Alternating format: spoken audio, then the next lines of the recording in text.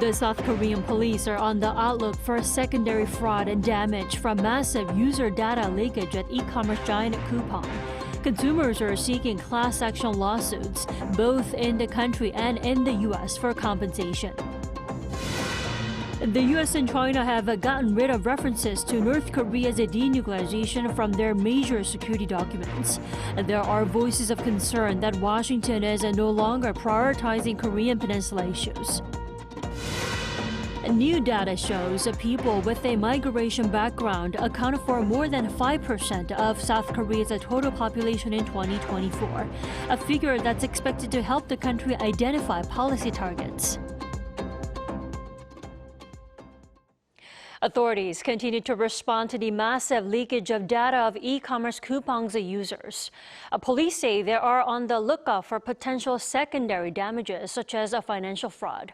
Our Oh Seung has the latest. Police authorities are now monitoring in real time for any secondary damage arising from the recent customer data leak at e-commerce company Coupang.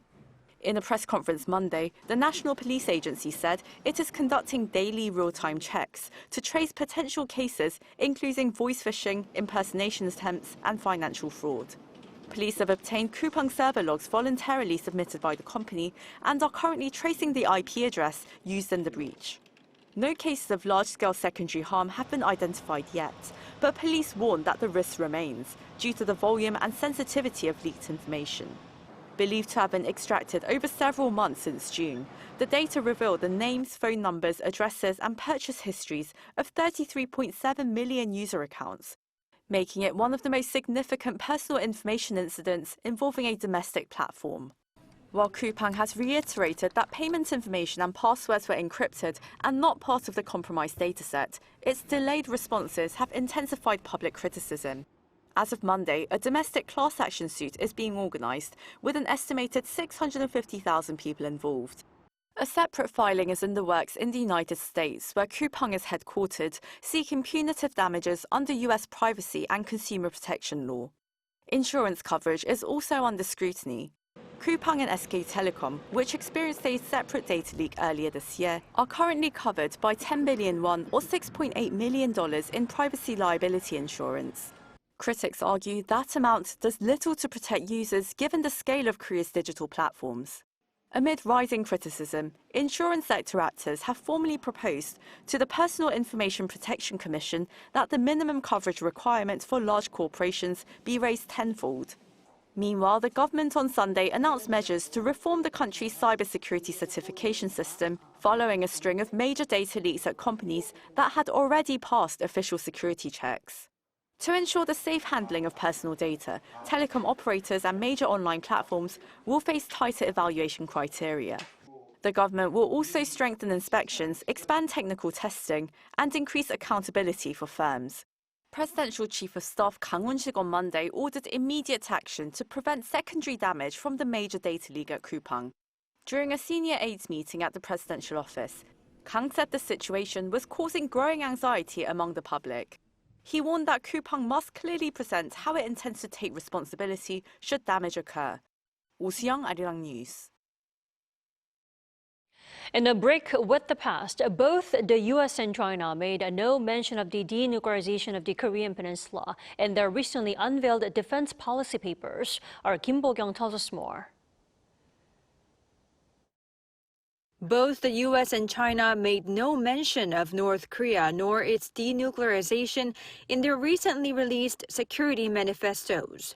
According to the South China Morning Post on Saturday, China's military white paper released in late November omitted the term denuclearization of the Korean Peninsula. Marking an update of a 2005 version, it said that China adopts an impartial stance and adheres to the right approach of working for peace and stability on the peninsula and the resolution of Korean Peninsula issues through political means, instead of mentioning how it supports the denuclearization of it. The new U.S. national security strategy released by the White House on Friday local time failed to mention denuclearization of the peninsula as well. In the document released during the former President Joe Biden administration in 2022, the NSS mentioned Pyongyang 3 times, saying it would pursue diplomacy for the complete denuclearization of the peninsula while strengthening extended deterrence. The one released in 2017 from Trump's first administration also mentioned North Korea 17 times, saying the U.S. would work with allies and partners to achieve CVID of the peninsula. The omissions have raised concerns, with some viewing it as the peninsula issue being deprioritized by Washington. One expert says the importance of dealing with peninsula issue has been waning in the U.S. for some time, adding that there could be many more reasons. Trump could think that the denuclearization issue could be a potential stumbling block to U.S.-North Korea summit diplomacy. Also, Trump is now looking for a grand bargain with China, not just on trade, tariffs, and economic issues, but also bringing nuclear controls and broader security concerns to the table.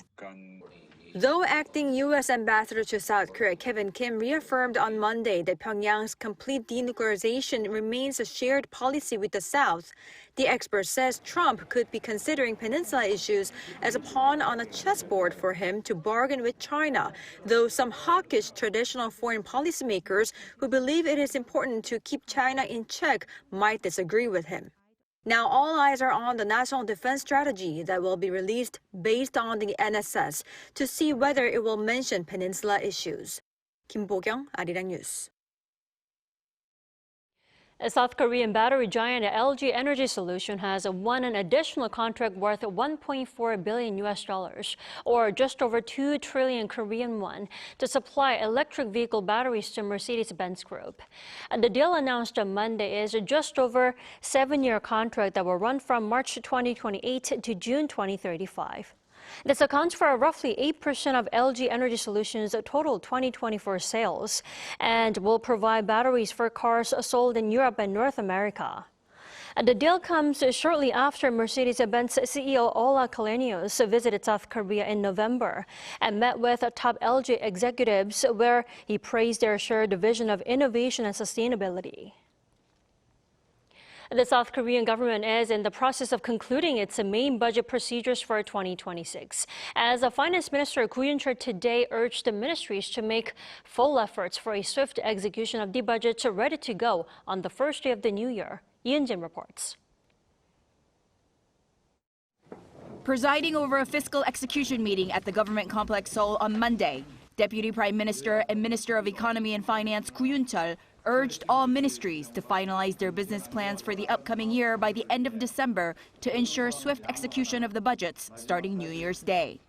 Highlighting that the budget for 2026 was passed on December 2nd and that it marks the first time in 5 years for it to do so within the legal deadline, Koo emphasized that thorough preparation is crucial to support the stabilization of people's livelihoods and an innovation-driven economy.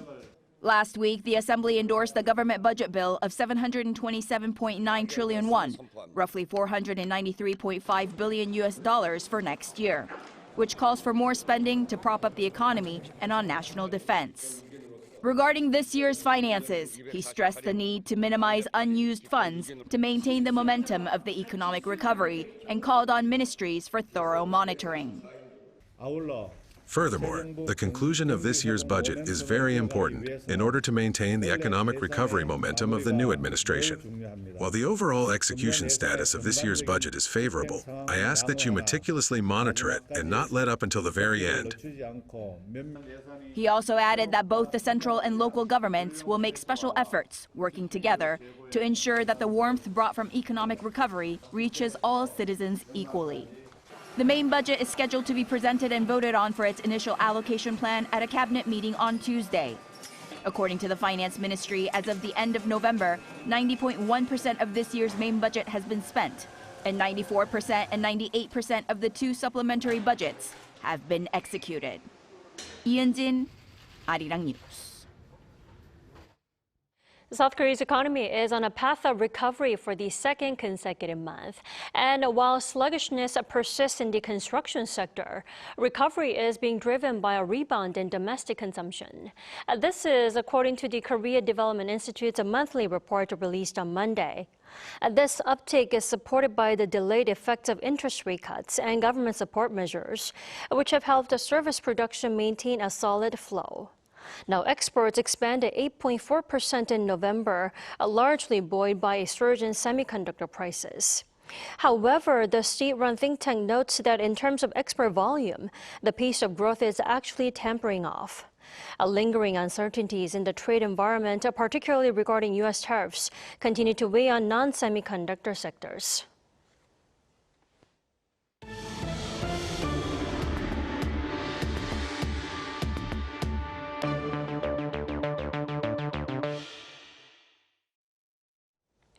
President Lee Jae-myung says South Korea's heavy concentration of population and resources in the capital region has now reached a point where it's hindering the country's growth. 대한민국은 그동안에 수도권 중심의 일극 체제를 통해서 성장 전략을 추진해 왔고 상당한 성과를 냈던 건 역사적 사실입니다. 최근에 수도권 집중이 지나치게 강화되면서 오히려 이제는 성장의 잠재력을 좀 훼손하는 상황이에요. He made the remarks at a policy briefing by the Presidential Committee for Decentralization and Balanced Development on Monday. There, committee chairman Kim Kyung-soo said reviving local economies is critical, calling for a regulatory reform to attract major companies and investment to regions outside the capital. Also highlighted were plans to expand nationwide rail and road networks to improve accessibility, along with budget support and tax incentives. South Korea continues to see a structural shift in its demographics. For the first time, the number of residents with a migrant background has surpassed 5% of the total population. The government released these figures using a new, comprehensive statistical method to better capture the reality of this growing community, which is increasingly concentrated around the nation's industrial hubs. Kim Do-yeon reports. South Korea is diversifying at a fast pace, with 1 out of 20 people in the nation having a migrant background. According to the Ministry of Data and Statistics on Monday, the number of these people reached a record 2.715 million in 2024, up 5.2% from 2023. This also represents 5.2% of the total population, a threshold often cited by experts as the beginning of a multicultural society.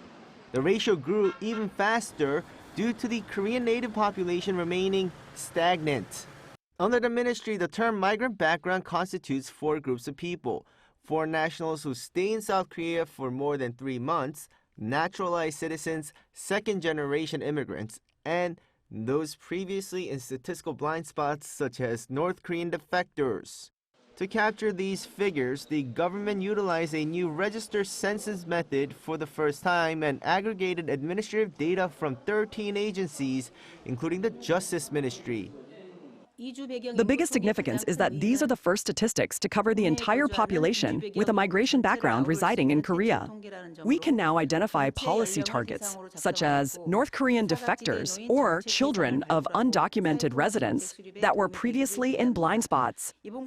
Critically, this population is young. Nearly 82% are in the productive working age range, providing a vital cushion for the country's shrinking workforce. Officials attribute the rapid surge to specific economic needs. A dramatic shift is already visible in the next generation. For young people under 24, Vietnam has overtaken China as the most common country of origin, accounting for 27.2%. The rise is largely due to the inflow of foreign workers and international students. We are also seeing natural growth as these residents settle down, form families, and have children. This is evident in the regional breakdown. The data reveals a heavy concentration in the capital region, where 56.8% of the migrant population resides. Specifically, cities like Ansan, Hwasong, and Siheung in Gyeonggi-do Province have the highest numbers. The ministry explained that foreign workers are flocking to these areas because they are home to major industrial complexes, essentially making the map of the migrant population a mirror of the manufacturing sector. Kim Do-yeon, Arirang News. Today, 108 judges nationwide gathered to discuss their views on the ruling bloc's push for judicial reform. As the regular session at the National Assembly heads towards its end, stakeholders continue to raise their opinions on the most contentious issues. Our political correspondent An Sung-jin reports. As the ruling bloc continues to push for judicial reform, judges across the country gathered to discuss the matter. 108 judges out of the total of 126 attended the National Judges Representative Conference on Monday, either online or in person. This biannual meeting is composed of judges elected from courts of all levels and serves to garner opinions from frontline judges on the judicial administration and judicial independence. It also hopes to contribute to restoring trust in the judiciary and improving the judicial system. Several important bills concerning the judicial system are currently under debate in the National Assembly, and their impact on the public will be significant. I believe it is our responsibility to explain the perspectives of the judges. The two main agenda items were judicial reform and the changes to the appointment and evaluation of judges. The meeting also further discussed other items, including the composition of a judicial administration committee and the creation of a special court dedicated to insurrection. Earlier on the same day, the ruling Democratic Party and the main opposition People Power Party had spoken up regarding judicial reform as well. The main focus of the December extraordinary session will be on the judicial reform bills and the proposal to establish a special court for insurrection cases. This session will be a moment for legislation aimed at improving people's livelihoods. The DP ran through the Special Insurrection Court and Judicial Distortion Bill in the Legislation and Judiciary Committee. Presidents of courts nationwide have raised strong concerns about the unconstitutionality. As debates intensify both inside and outside the National Assembly, the path forward for judicial reform remains uncertain. Continued dialogue among judges, lawmakers, and the public will play a decisive role in shaping the final outcome. An Sung-jin, Arirang News. South Korea's indigenously developed space launch vehicle Nuri deployed 13 satellites last month, and a milestone was set as all 12 CUBE satellites and a main one successfully established communication with ground stations.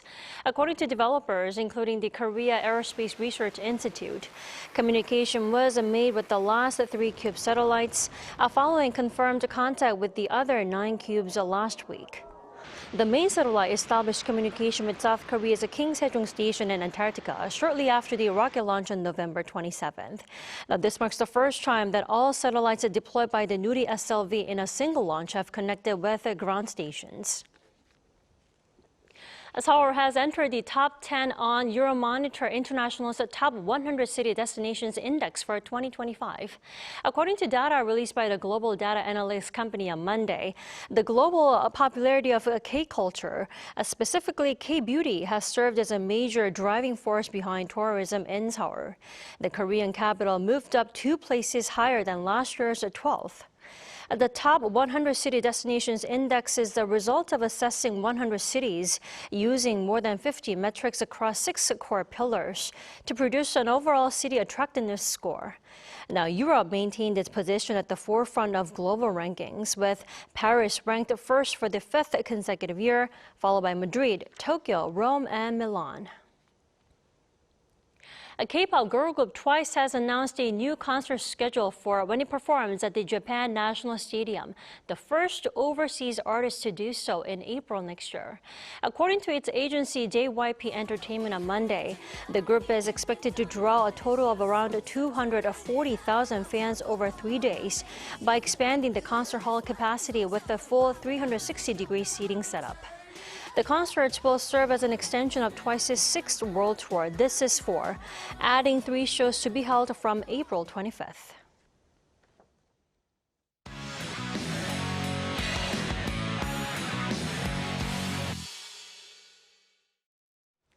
It is a time now to take a look at what's been happening in the world of sports. For that, we have our sports editor, Paul Nitze, joining us in the studio. Welcome back, Paul. Thank you. Hello.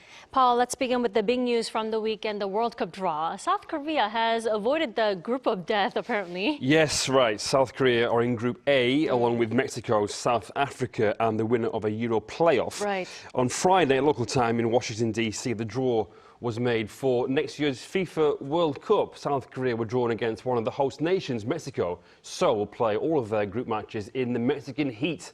The playoffs will take place in March next year. The fourth team in Group A will be one of Denmark, North Macedonia, the Republic of Ireland, or the Czech Republic. Whether the draw works too also means that there could be the first ever World Cup meeting with Japan in the knockouts, but it would mean that one of the two teams would need to finish first in their group.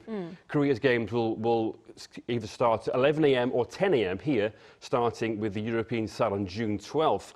The very first match of the World Cup will be Mexico versus South Africa on June 11th local time. You know, World Cup is still 6 months away, but I'm sure it'll come around very quickly. Now, staying with football, the K-League promotion playoffs will conclude tonight, I understand. Yes, a little later than scheduled. Okay. Suwon FC of K-League 1 versus Bucheon FC 1995 of K-League 2 got underway at 7 p.m. this evening. It is currently 3-0 to Bucheon, 4-0 on aggregate, but the match should have gone ahead yesterday. Heavy snowfall on Thursday meant the first leg was rescheduled to Friday, with K-League 2 side Bucheon earning a 1-0 win via a Rodrigo Bassani goal. There must be 48 hours between games, so the second leg was moved to tonight. Bucheon are aiming to reach K-League 1 for the very first time. On Sunday, the other playoff did go ahead. Jeju SK earned a 2-0 second leg win over Suwon Blue Wings to seal safety via goals from Kim Sung-sop and Italo Moreira. It means giant Suwon Blue Wings will have a third season in K-League 2. They got off to a nightmare start too, with a goal going in the first minute to make it 2-0. On aggregate, manager Byung Sung-man offered to resign afterwards. You know, K-League T is just so hard to get out of. Now, moving on to speed skating, now some master medals for South Korea. Yes, 1 silver and 1 bronze. They came in the ISU World Cup stop in the Netherlands on Sunday, local time. Jung Jae-won won silver with a time of 7 minutes, 25.568 seconds. It was his second in as many months, having also won silver in November in Canada. He had the fastest splits over the final lap at 24.06 seconds. Park Ji-soo won bronze with a time of 8 minutes, 8.285 seconds for what was her first ever ISU World Cup medal. The stop in the Netherlands was number 3 of 5 this season. Up next is Norway this weekend, then Germany in January. I see. Now, to fencing, a World Cup medal in epee. Yes, that's right. Im Tae-hee won an FIE bronze medal. It's an International Fencing Federation World Cup event in Vancouver on Sunday, local time. Im Tae-hee came in third in the individual epee event. Im beat world number 1 and fellow South Korean Song Se-ra 15-12 in the round of 32 en route to the semi-finals. She lost to Italy's Giulia Rizzi, though, who went on to win gold. This was the first time Im had entered an individual event in adult competition. You know, someone to look out for at the next Olympics, perhaps. Thank you for the roundup, Paul. I'll see you next Monday. Thank you. Yeah, see you.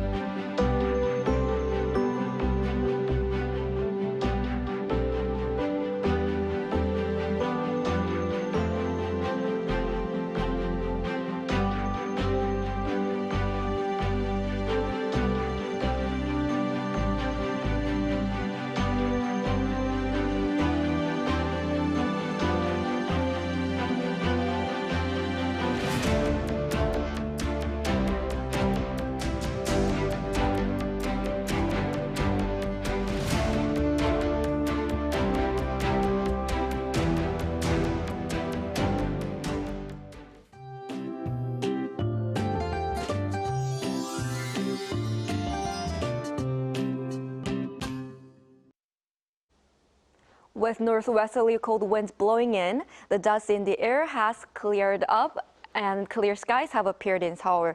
Even though we had a mild weekend, the daytime temperature today moved up to only 6 degrees Celsius, roughly 7 degrees lower than yesterday. It will get colder tomorrow morning with -2 degrees Celsius, but will get back up to 7 degrees above the average temperature for this time of year. Around the East Coast areas, dry weather warnings have been in place for a while, especially around the mountainous areas. Strong winds are blowing, so please be extra careful with anything that could cause a wildfire. Tomorrow morning will start cold at -7 degrees in Chuncheon and -3 degrees in Gyeongju. Daily highs will rise up to 9 degrees in Daejeon, Daegu, and Gyeongju, 12 degrees in Jeju. On Thursday, most regions will see rain again. That's all for Korea. Here are the weather conditions around the world.